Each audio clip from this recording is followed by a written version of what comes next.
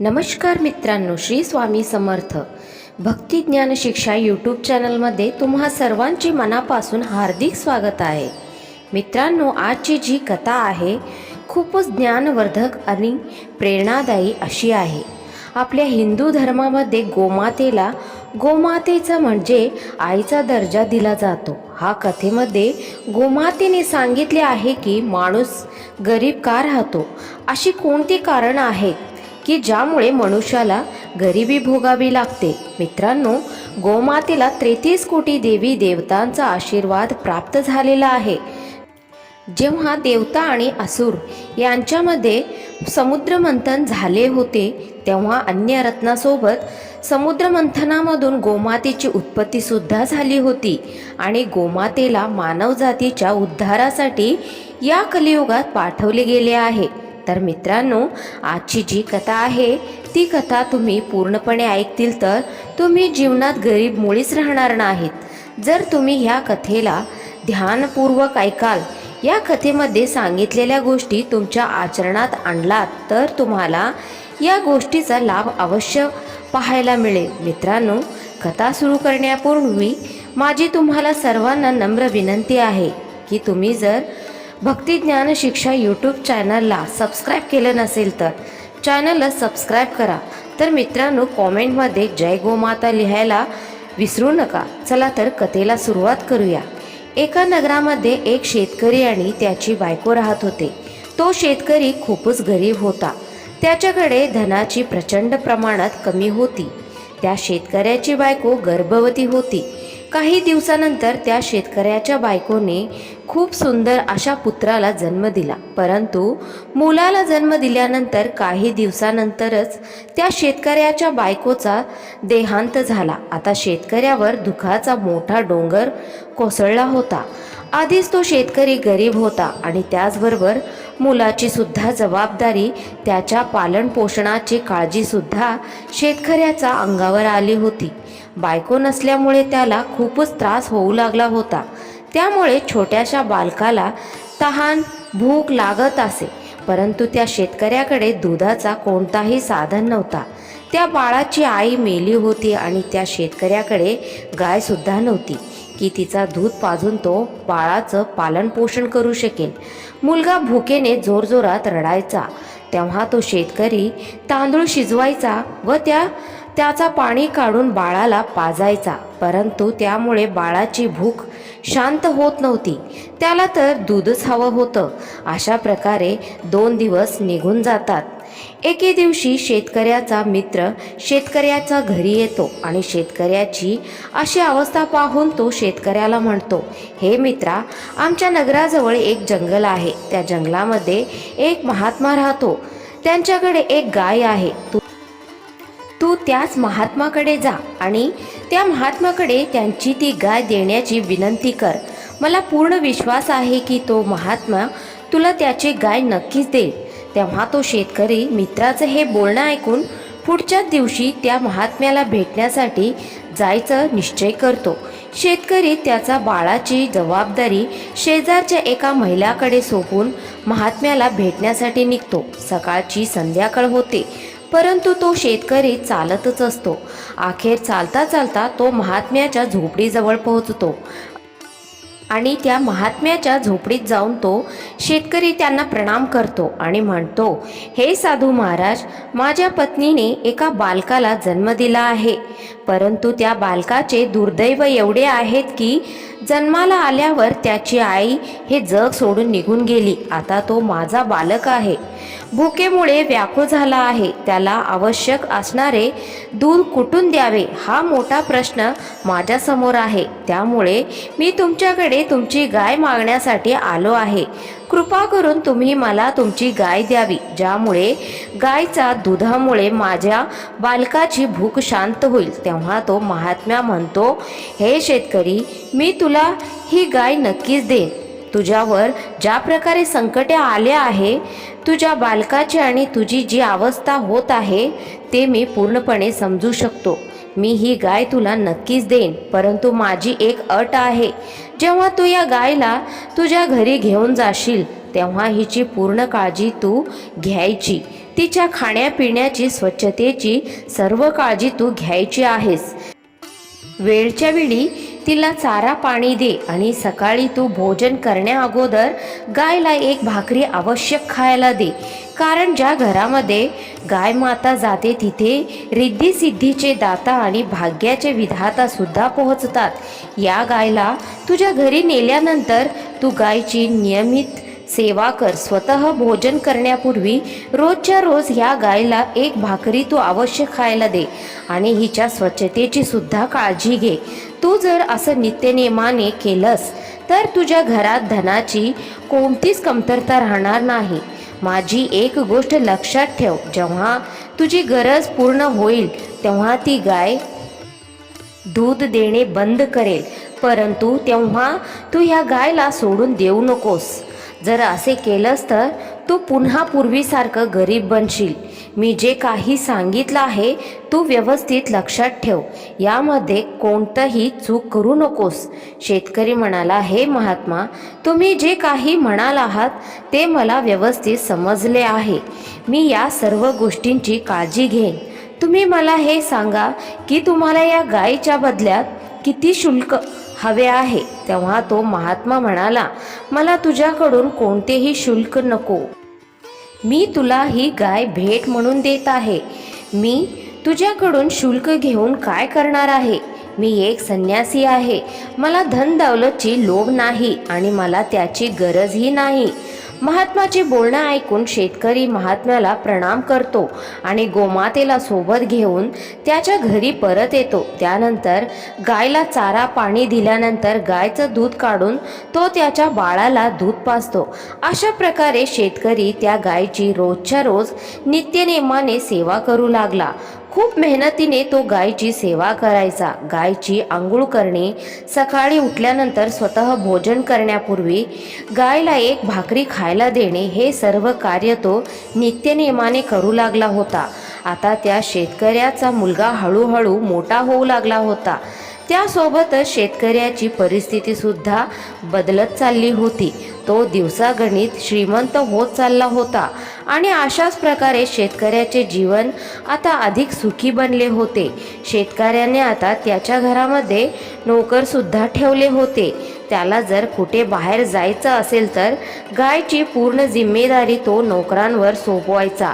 नोकरांना तो सांगायचा की गोमातेला कोणत्याही प्रकारचा त्रास होता कामा नये।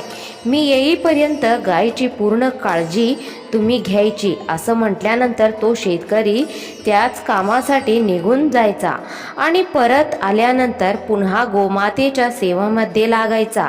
काही दिवसानंतर एके दिवशी गोमातेने दूध दिले नाही। तेव्हा त्या शेतकऱ्याने विचार केला की काहीतरी कारण असेल की ज्यामुळे गोमातेने आज दूध दिले नाही।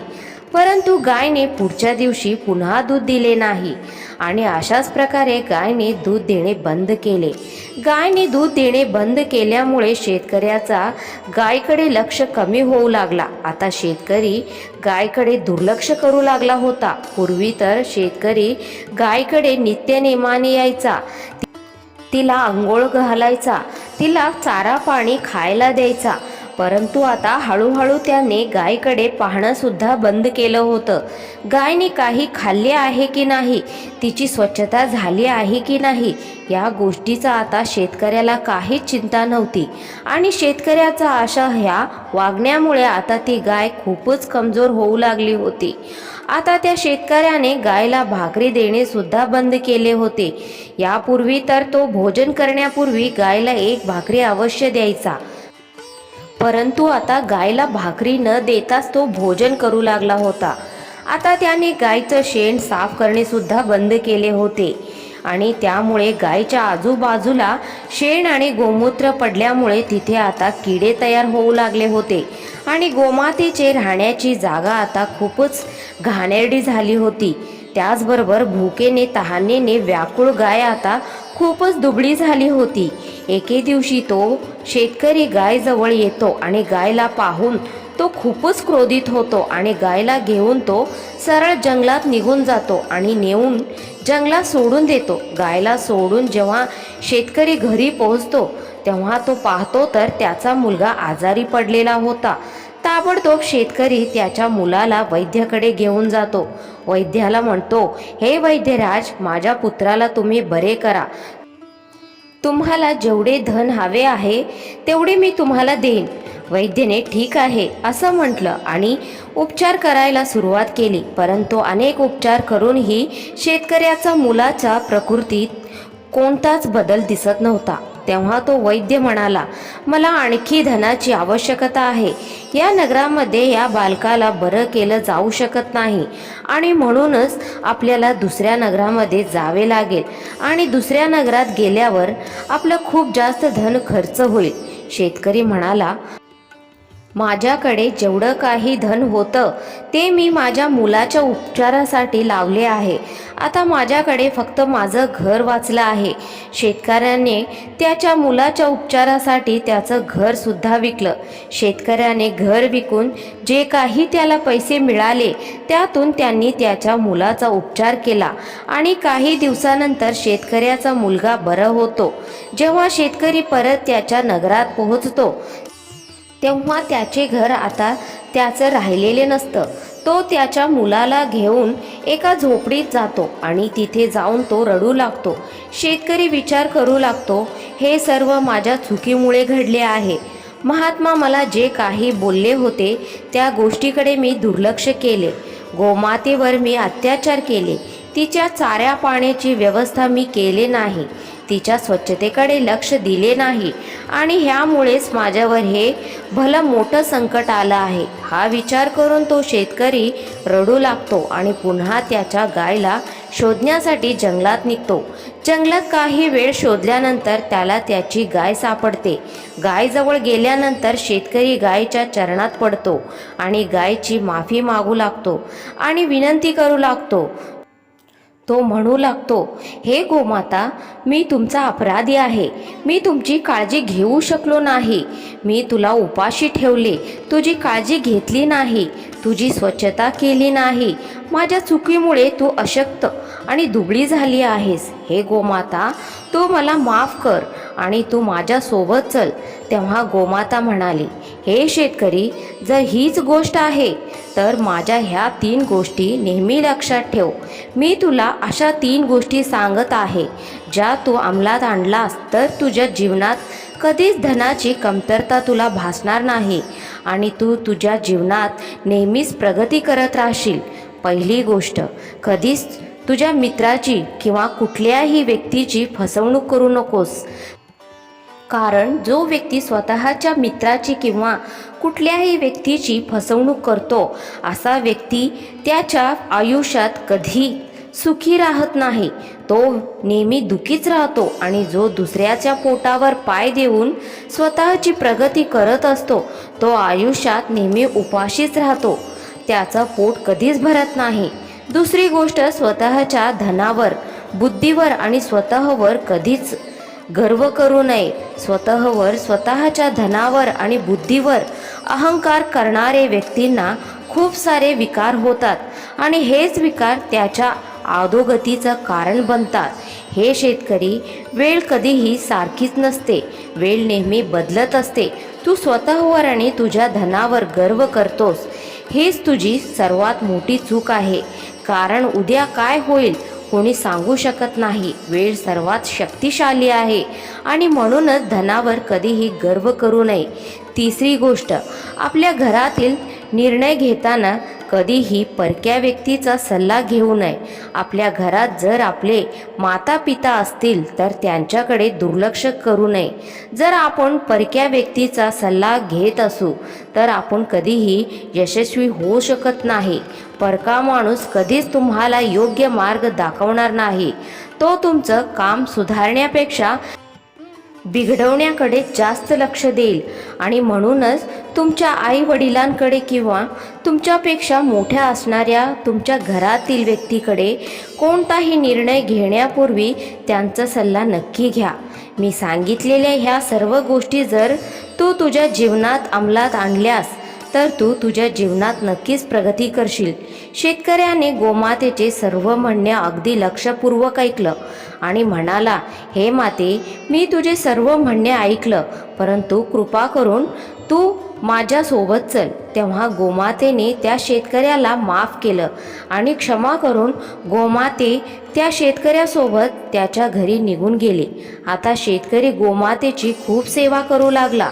शेतकऱ्याच्या सेवेमुळे गोमाता पुन्हा दष्टपुष्ट होऊ लागली आणि त्याचबरोबर शेतकऱ्याचे दिवससुद्धा आता बदलू लागले होते.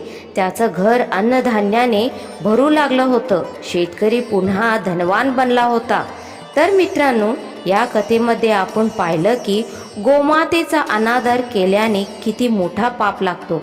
असं म्हणतात की जो मनुष्य गोमातेला आपलं उष्ट अन्न खायला देतो त्यांच्या घरात कधीच बरकत येत नाही. तो विचार करतो की मी गोमातेला खूप चारा पाणी देतोय तरीसुद्धा मी गरीब का राहतोय. तर मित्रांनो, शास्त्रामध्ये म्हटलं गेलं आहे की गोमातेला 33 कोटी देवदेवतांचा आशीर्वाद प्राप्त झालेला आहे. गोमाता एक देवीचे रूप आहे आणि म्हणूनच गोमातेचा कधीही अपमान करू नका. गोमातेला कधीही उष्ट अन्न खायला देऊ नका. काही लोक सर्रास ही चूक करताना आपण पाहिले असेल की संध्याकाळचं जे शिल्लक राहिलेले जेवण असतं ते एकत्र ठेवतात आणि ते उष्ट अन्न गोमातेच्या चारामध्ये मिक्स करून गोमातेला खायला देतात. तर मित्रांनो, असं करणं पूर्णपणे चुकीचं आहे. आपण आपलं उष्ट अन्न कधीच गोमातेला खायला दिले नाही पाहिजे.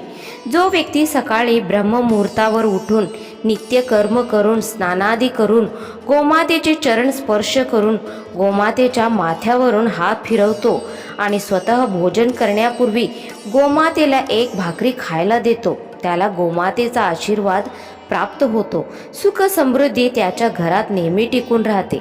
तर मित्रांनो, तुम्हाला आजची ही कथा कशी वाटली कॉमेंटमध्ये नक्की कळवा. व्हिडिओ आवडल्यास व्हिडिओला लाईक, शेअर, कॉमेंट करायला विसरू नका. चॅनलवर नवीन असाल तर चॅनलला नक्की सबस्क्राईब करून घ्या.